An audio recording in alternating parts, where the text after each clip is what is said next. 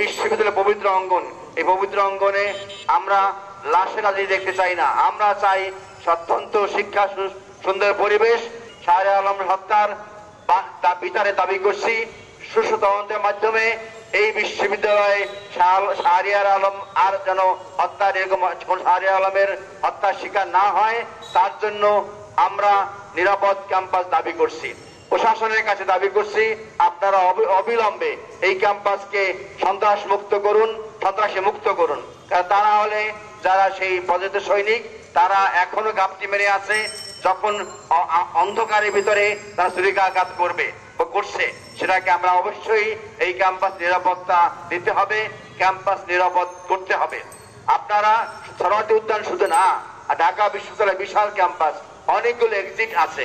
আমরা জানি কখন কোথায় কে গাপটি মেরে আছে আমরা জানি না।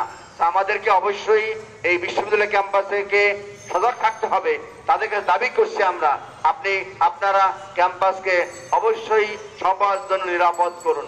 এই বিশ্ববিদ্যালয়ের পবিত্র অঙ্গন, এই পবিত্র অঙ্গনে আমরা লাশের রাজনীতি দেখতে চাই না। আমরা চাই স্বতন্ত্র শিক্ষা, সুন্দর পরিবেশ এবং প্রতিনিধিত্ব করার জন্য ছাত্র সংগঠনকে তাদের কার্যক্রম চালিয়ে দিতে হবে। এর বাইরে আমার এই মুহূর্তে কোনো দাবি নাই। আমি আবারও বলছি, প্রতিনিধি শক্তির যে স্বৈরাচার শক্তির, ফ্যাসিস্ট শক্তির জনগণ বা তাদের সমর্থকরা এখনো ক্যাম্পাসে বিতরণ করছে।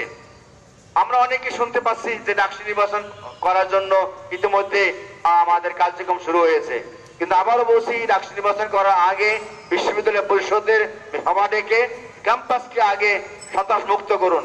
এক পক্ষ ক্যাম্পাসে কথা বলবে, আর এক পক্ষ ক্যাম্পাসে কথা বলতে পারবে না, এবং তারা ক্যাম্পাসে দেখলে তাদেরকে উপরে আঘাত আসবে। এই ক্যাম্পাসে কখনো ডাকসু নির্বাচন হওয়া আমাদের জন্য কাম্য না।